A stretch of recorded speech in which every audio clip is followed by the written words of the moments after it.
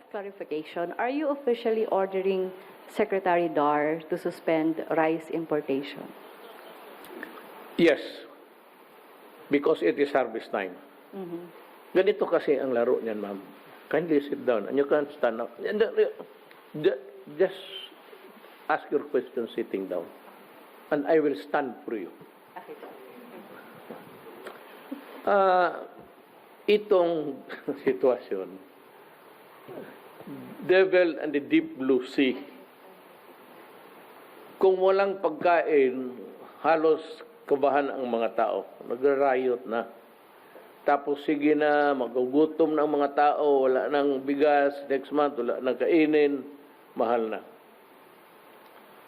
At ito namang mga producers, sige sila tanim, tapos pag harvest time, nagko-compete, wala nang bumibili sa kanilang produce. It is really between, I will simplify it with you. Itong problema natin sa bigas, ganito yan. Ang elements dyan is producer, ang mga farmers, ang nagtatanim, ang consumers, tayo. Tayo lang ang naglalaro niyan. Wala nang iba. Ang producer ang nagtanim at yung kumakain. Ang problema, itong kumakain, marami masyado na itong si producer, ang tanim niya, kulang after harvest time. Magkulag talaga ang supply.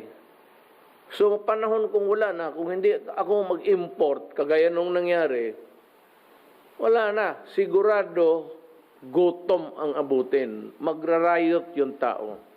So, mamili ka, kung ikaw na sa pwesto ko, magutom yung tao o galit yung mga farmers. Hindi ba magutom? Kaya may bigas man, di kainin mo. Ganun yan. Ngayon, sabi ko, pag harvest time, seasonal naman talaga yan. Ang problema, hindi ka kasi makaasa dito sa mga producers. Magsabi sila, makatanim kami, pag ma-harvest lang namin, we can fill up the 2/3 or 1/3 of the requirements. Correct. Yan ang sabi mo. Pero hindi mo alam ang sitwasyon ng mundo mo. Lalo na sa climate change ngayon, na ang tanim mo, baka aabot talaga ng harvest time o yung tanim mo, warakin ng mga bagyo. You cannot predict. No prediction can be made on that. Just like earthquake, no one can predict when an earthquake would.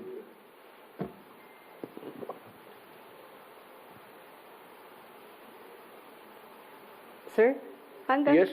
hanggang kailan yung suspension? Kasi hanggang ngayong end of... May ganito, ang simple niyan, ganito.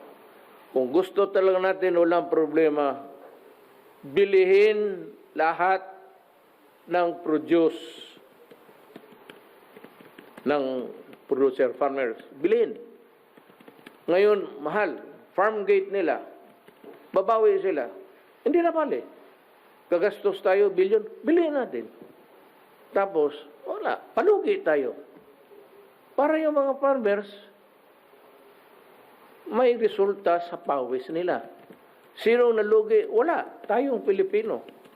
Bilihin natin lahat yan. Tapos dagdagan natin kasi kulang talaga. That's why ang rice mahirap noon. Alam mo bakit? If you import rice noon, bawal. Kung hindi man bawal, magkuha ka ng quota. Quota sa kurakot. Hihingi ka ng permit sa gobyerno, patay ka na. Dadaan ka ng ilang opisina, hingi-hingi dito, hanggang pagbili mo sa rice.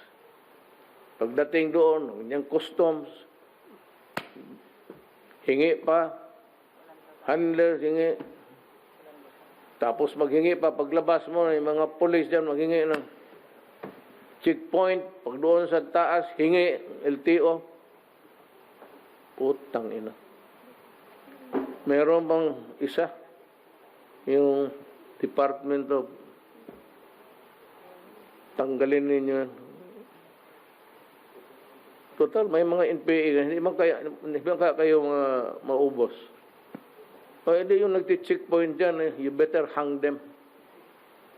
Dyan sa checkpoint, I'll give you the authority. Hang them. Yung humingi ng checkpoint, hang them.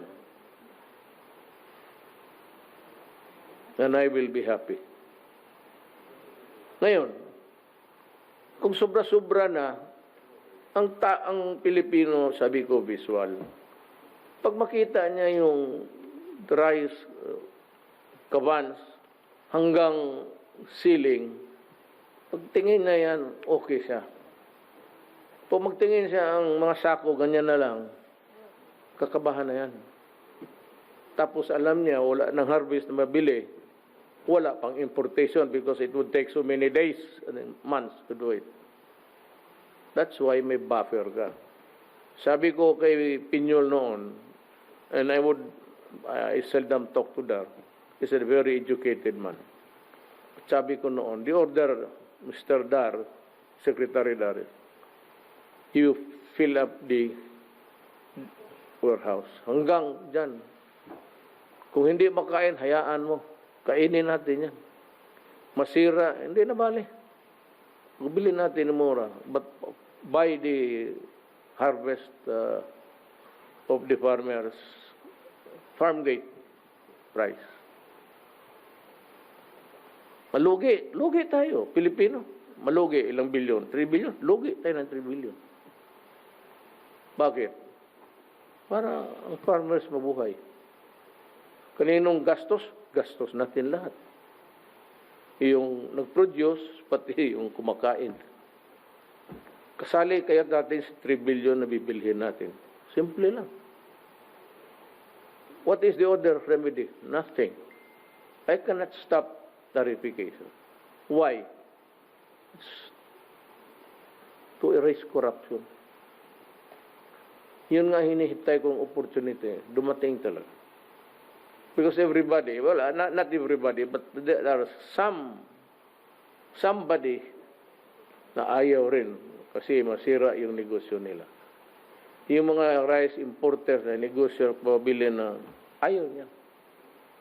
Oh, well, I'm sorry. I made you happy for several years. Now is the time that you have to come to terms with reality that I have to take care also of the few. I cannot abandon them.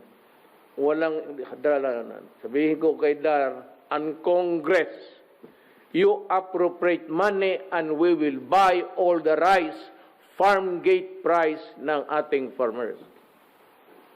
Mag-import tayo as a buffer because their produce will not be enough for the consumers, the 110 million Filipinos eating rice.